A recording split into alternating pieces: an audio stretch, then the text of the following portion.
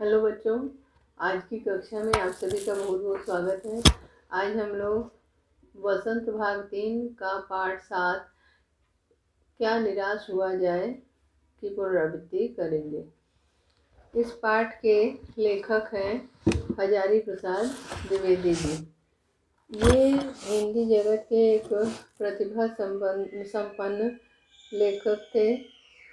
इनका जन्म सन 1907 में हुआ। 19 अगस्त सन 1907 में हुआ और इनकी मृत्यु हुई 19 मई सन 1979 में। इन्हें साहित्य अकादमी पुरस्कार और पद्म भूषण आदि पुरस्कार से सम्मानित किया गया। इस पाठ के माध्यम से लेखक ने चिंता व्यक्त की है कि समाज में चोरी, भ्रष्टाचार, हिंसा, बेईमानी का जो वातावरण फैला हुआ है, क्या उससे निराश हुआ जाए? क्या उससे निराश हुआ जाए, मतलब कि उन्होंने ये अपने विचार इस प्रकार के विचार व्यक्त किए हैं कि क्या ये जो समाज में जितनी भी बुराइयां फैली हैं उससे निराश हो जाना चाहिए। यद्यपि उनका कहना है कि समाज में आज भी अच्छे और बुरे कार्य करने वाले लोग हैं। अच्छे काम करने वाले लोगों से प्रेरणा लेकर हमें आशावादी बने रहना चाहिए, यानी निराश नहीं होना चाहिए। आशावादी दृष्टिकोण अपनाकर हम समाज में आगे बढ़ सकते हैं, ये उनका विचार है। अब हम लोग पाठ का सारांश जानते हैं कि पाठ में क्या कहा गया है। आजकल जब समाचार पत्र को लेखक देखता है तो पता चलता है कि चारों ओर ठगी, चोरी, डकैती, तस्करी और भ्रष्टाचार की खबर से समाचार पत्र भरा पड़ा है। समाचार पत्रों को पढ़ने के बाद देश में ईमानदारी नाम की कोई चीज़ नहीं रह गई है, ऐसा लगता है। चारों ओर लूट खसोट, बेईमानी मची हुई है, लेकिन लेखक इसके विपरीत कहते हैं कि निराश होने की आवश्यकता नहीं है। इनमें एक दूसरे पर आरोप प्रत्यारोप चलते रहते हैं। व्यक्ति के गुण को कम और दोष को ज़्यादा बढ़ा चढ़ाकर देखा जाता है। इससे जीवन के महान मूल्यों के प्रति लोगों की आस्था कम हो जाती है। लेखक का कहना है कि यह वातावरण और लोगों की सोच चिंता का विषय है। अब आगे ये कह रहे हैं कि आम आदमी यहाँ खून पसीना एक करके काम करता है, वह भूखे मरता है। धोखे से काम करने और कुछ काम न करने वाले जो हैं वे मौज उड़ाते हैं। उसके गुणों को छिपा देता है। इस तरह के वातावरण में ईमानदारी, सच्चाई, मेहनत आदि बेबसी बनकर रह जाती है। उससे जीवन में के मानवीय मूल्यों के प्रति लोगों का विश्वास डगमगाने लगता है।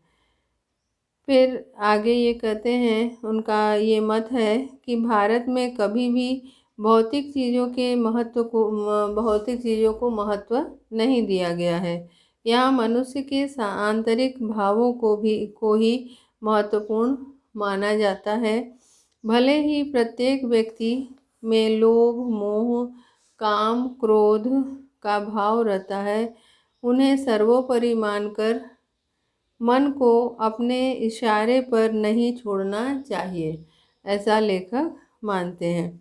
भले ही प्रत्येक व्यक्ति में ये सब भाव हो, बल्कि संयमित होकर उन्हें बांधने का प्रयास करना चाहिए, यानी अपने मन को संयमित रखना चाहिए। लेकिन जब कभी इनकी आवश्यकता पड़ जाए तो इनका प्रयोग किया जाए, ऐसा लेखक कहते हैं। यहाँ करोड़ों आर्थिक तंगी से बेहाल पिछले और कंगाल लोगों की दशा सुधारने के लिए जो प्रयत्न कृषि, दस्तकारी और उद्योगों को बढ़ावा देने के लिए कार्य किए जा रहे हैं, उनसे वास्तविक उद्देश्य पूर्ण नहीं हो पा रहा है। सारा फायदा बीच के उच्च पदाधिकारी उठा लेते हैं। अब हम लोग आगे का अंश पढ़ते हैं और उसके बाद उसके आशय को जानेंगे कि लेखक प्रस्तुत पाठ में क्या कहना चाहते हैं, उनके विचार क्या हैं। जैसा कि पाठ का शीर्षक है जो कि क्या निराश हुआ जाए, इससे स्पष्ट होता है कि लेखक आशावादी हैं और निराश होना वो नहीं चाहते हैं। कह रहे हैं मेरा मन कभी कभी बैठ जाता है। यहाँ मन बैठ जाना मुहावरा है, माने उदास हो जाना। मेरा मन कभी कभी बैठ जाता है। समाचार पत्रों में ठगी, डकैती, चोरी, तस्करी और भ्रष्टाचार के समाचार भरे रहते हैं।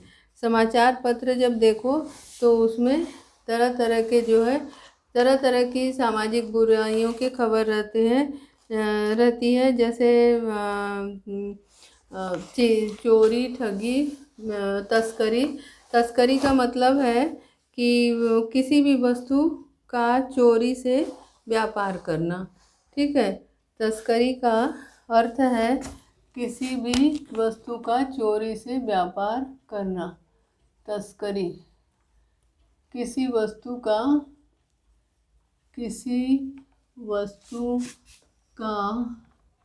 चोरी से व्यापार करना।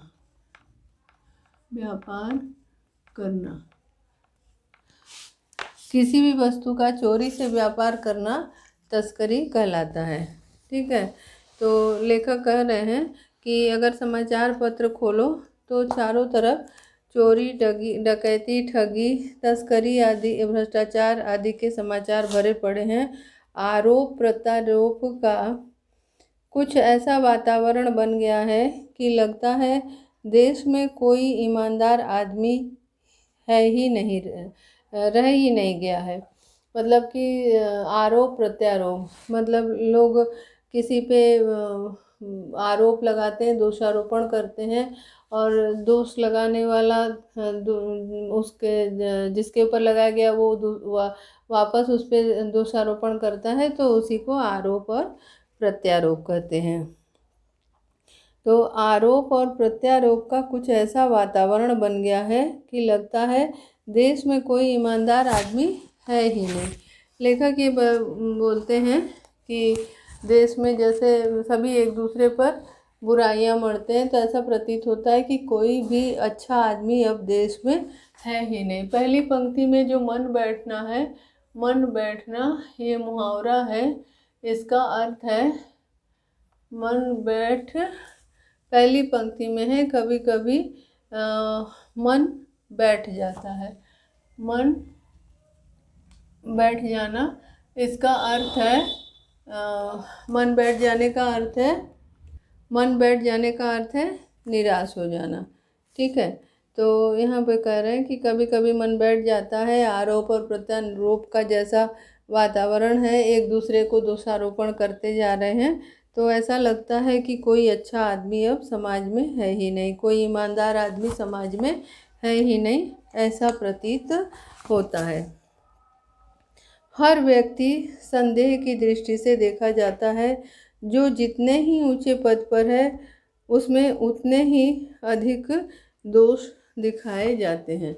कह रहे हैं कि हर व्यक्ति को संदेह की दृष्टि से देखा जाता है, यानी कि सभी के प्रति ये धारणा रहती है कि वह व्यक्ति गलत है।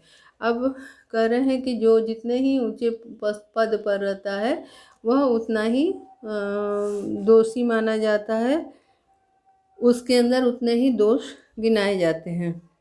एक बहुत बड़े आदमी ने मुझसे एक बार कहा था कि इस समय सुखी वही है जो कुछ नहीं करता, जो कुछ भी करेगा उनमें लोग दोष खोजने लगेंगे।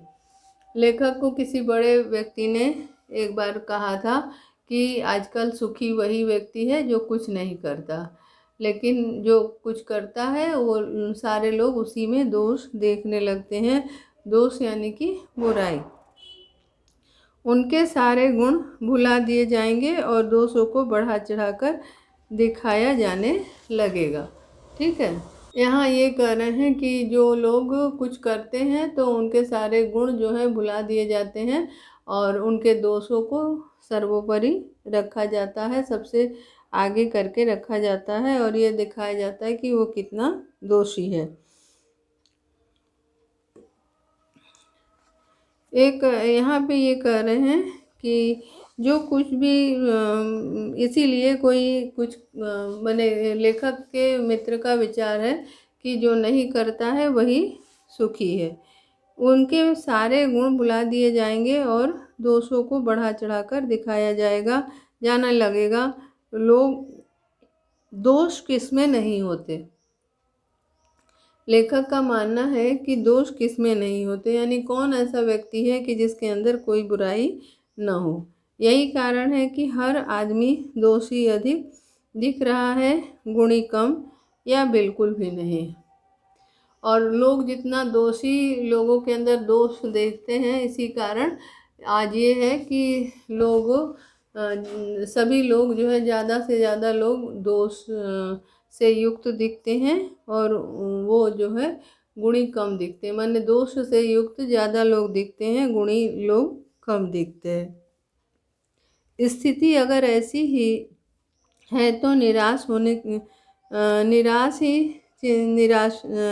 निश्चय ही चिंता का विषय है। लेखक कहते हैं कि अगर वास्तव में स्थिति ऐसी है कि सारे लोग बुराइयों से युक्त हैं, दोष से युक्त हैं और गुण उनके अंदर नहीं है, तो निश्चय ही ये चिंता का विषय है। यानी यदि सारे लोग ही बुराइयों से युक्त हैं, इनके सभी के अंदर बुराइयां ही बुराइयां हैं, तो निश्चित रूप से वे जो है ऐसा देखा गया है कि निश्चित रूप से वे ये जो बात है वह चिंता का विषय है। क्या यही भारतवर्ष है जिसका सपना तिलक और गांधी ने देखा था? लेखक ये कहते हैं कि जिस भारत के सुनहरे भविष्य का सपना तिलक और गांधी ने देखा था, क्या यह वही भारत है? मैंने जिस भारत के सुनहरे भविष्य का सपना या सुंदर भारत का सपना तिलक और गोखले जी ने, हमारे देश के जो महान नेता हैं तिलक और गांधी जी ने जो भारत का भविष्य, जिस भारत के भविष्य की सुंदर भविष्य की कल्पना की थी, तो क्या ये वही भारत है जहाँ पे इतने सारे दोषी लोग दिखते हैं? रविन्द्रनाथ ठाकुर और मदन मोहन मालवीय का महान संस्कृति सभ्य भारत किसी अतीत के गह्वर में डूब गया है। कह रहे हैं जो महात्मा जो रविन्द्रनाथ टैगोर और जैसे जो महान लोग हैं, मदन मोहन मालवीय जैसे लोग जो हैं, इनकी जो महान संस्कृतियां हैं, इनकी महान संस्कृति सभ्य भारतवर्ष की किस अतीत के गह्वर में, गह्वर यानी कि गड्ढा, अतीत मने बीता हुआ कल, अतीत मने बीता हुआ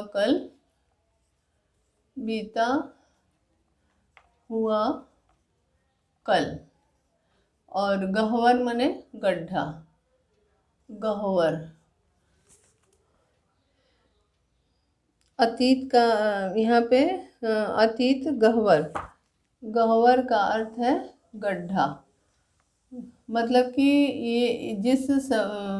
ये महान लोगों ने, हमारे देश के जो महान लोग हुए हैं, जैसे कि रविन्द्रनाथ टैगोर और मदन मोहन मालवीय, उन्होंने जिस संस्कृति की बात कही है वह जो है भारतवर्ष की किस अतीत के गह्वर में डूब गया? उस महान संस्कृति का वह महान संस्कृति किस गड्ढे में डूब गई, माने कहाँ चली गई? उस महानता का कहीं अगर ऐसा ही है तो वो महानता कहाँ चली गई है? आर्य और द्रविड़, हिंदू और मुसलमान, यूरोपीय और भारतीय आदर्शों की मिलन भूमि मानव महासमुद्र क्या सूख गया है? लेखक अपने मन से और लोगों से ये प्रश्न पूछते हैं कि जो हमारा देश है यह कई जातियों की मिलन भूमि है, जैसे कि आर्य और द्रविड़, हिंदू और मुसलमान, यूरोपीय और भारतीय, इन सभी की संस्कृतियाँ आदर्श यहाँ पे एकाकार हुए हैं और इन आदर्शों की ये मिलन भूमि है। एक तरह से यह महासमुद्र है, यानी कि सभी आकर यहाँ पे समाहित हो गए हैं। तो यह मिलन भूमि जो है भारत, ये जो इसका महासागर है, महान मतलब कि जहाँ पे सारी संस्कृतियाँ आकर मिली हैं, सारे आदर्श आकर मिले हैं, सारी अच्छाइयाँ आकर मिली हैं, वह समुद्र क्या सूख गया है? यानी अब वह नहीं रहा क्या? मेरा मन कहता है ऐसा हो नहीं सकता। लेखक, आपको पहले ही मैंने बताया कि लेखक जो है वे आशावादी हैं। वे कहते हैं कि मेरा मन कहता है कि ऐसा नहीं हो सकता, यानी कि भारत का जो अतीत है वह बहुत ही महान है। भारत के अतीत की जो संस्कृति है, जो आदर्श है, वह बहुत ही महान है। भारत का जो ये अतीत है वह अभी नष्ट नहीं हुआ है, लेखक का ऐसा मानना है। मेरा मन कहता है कि ऐसा हो ही नहीं सकता, यानी कि वे इस बात को मानने के लिए तैयार ही नहीं है कि हमारे अतीत की जो अच्छाइयाँ हैं, अतीत में जो हमारे भारत में की अच्छाइयाँ थी वह अब नष्ट हो गई हैं। हमारे महान मनीषियों के सपनों का भारत है और रहेगा। लेखक आशावादी है, इसीलिए वह कहता है कि हमारे जो महान मनीषी यानी कि जो महान विद्वान हुए हैं, इन विद्वानों का, इन महान लोगों का जो भारत है वो महान था और महान ही रहेगा। ठीक है, मनीषी का अर्थ है विद्वान लोग। मनीषी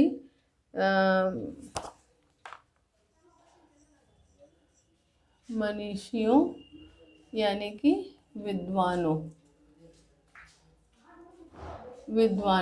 हमारे जो महान मनीषियों का भारत है वह महान है और महान ही रहेगा, यानी इसमें संदेह करने की आवश्यकता नहीं है।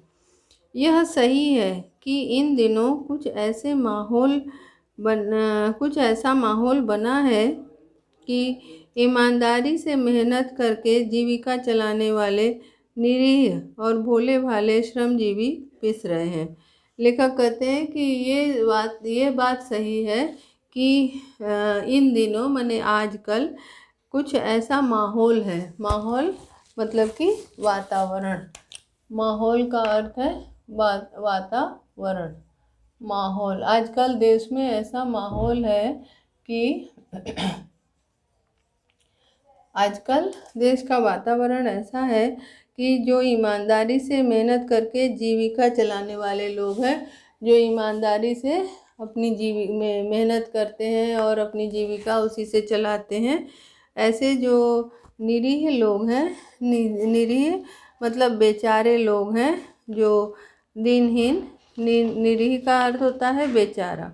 ठीक है, ये जो जीविका माने रोजी रोटी, निरीह माने जो बेचारे लोग हैं, वो जीविका जो चला रहे हैं, निरीह लोग वो पिस रहे हैं, यानी कि उनको लोग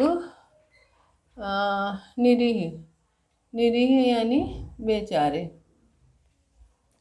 और जीविका का अर्थ है पालन पोषण। जीविका मतलब, जीविका का अर्थ है यहाँ पे रोज़ी रोटी। ठीक है, रोज़ी रोटी जो कमाते हैं वो रोज़ी रोटी। तो जो मेहनत करके ईमानदारी करके अपनी जीविका चलाते हैं यानी जीविकोपार्जन करते हैं वो पिस रहे हैं, ये सही है, ये बात सही है। भोले भाले श्रमजीवी पिस रहे हैं। श्रमजीवी यानी कि मेहनत करने वाले पिस रहे हैं, वे लगातार उनको लोग परेशान करते हैं, मतलब मुसीबत झेलते हैं। पिस रहे हैं यानी मुसीबत झेलते हैं। पिस रहे हैं यानी कि मुसीबत झेल रहे हैं। मुसीबत झेलना। तो जो निरीह लोग हैं, जो मेहनत कर रहे हैं, जो ईमानदारी से कार्य कर रहे हैं, वे मुसीबत झेल रहे हैं, ये बात सही है। लेकिन इसका मतलब ये नहीं है कि हमारे देश से अच्छाइयाँ समाप्त हो गई हैं। श्रमजीवी यानी कि मेहनत करने वाले और झूठ तथा फरेब का रोजगार करने वाले फल फूल रहे हैं। लेखक कहते हैं कि जो झूठ और फरेब मतलब धोखा, फरेब माने धोखा दे करके जो पैसे कमाते हैं वे फल फूल रहे हैं, ऐसा लोगों का मानना है। और हो सकता है कि कुछ लोग जो है झूठ और जो बेईमानी का धंधा करते हैं वे फल फूल रहे हैं, यानी कि वे दिन प्रतिदिन आगे बढ़ रहे हैं, उन्नति कर रहे हैं। ईमानदारी को मूर्खता का पर्याय समझा जाने लगा है। ईमानदारी को मूर्खता का पर्याय समझा जाने लगा, मतलब इन्हीं लोगों के कारण समाज में ऐसा वातावरण हो गया है कि लोग सोचते हैं कि ईमानदारी मानो मूर्खता का दूसरा रूप है, यानी कि जो ईमानदार है वो मूर्ख है, ये भावना फैल रही है। सच्चाई केवल भीरू और बेबस लोगों के हिस्से में पड़ी है। सच्चाई जो सच्चाई से के रास्ते पे चलते हैं वे मानो भीरू हैं। भीरू माने डरपोक। जो कह रहे हैं कि जो सच्चाई के रास्ते पे चलते हैं उनको समाज में लोग भीरू यानी डरपोक मानते हैं। लग रहा है कि उन्हीं के हिस्से में ये सच्चाई पड़ी हुई है। ऐसी स्थिति में जीवन के महान मूल्यों के बारे में लोगों की आस्था हिलने लगी है। और जब ऐसी स्थिति है समाज में तो हमारे जो जीवन के महान मूल्य हैं उसके प्रति लोगों की आस्था हिलने लगी है। आस्था हिलने लगना मतलब विश्वास उठ जाना। लोगों के मन से जो सच्चाई और अच्छाई है, आदर्श है, उसके प्रति जो है लोगों के मन से आस्था उठने लगी है, उनके प्रति विश्वास कम होने लगा है। मतलब कि कुछ लोग जो है फरेब करके और गलत कार्य करके फल फूल रहे हैं, उनको देख करके और कहा जा रहा है कि जो लोग ईमानदारी के रास्ते पे चल रहे हैं वे भीरू हैं, बेबस हैं।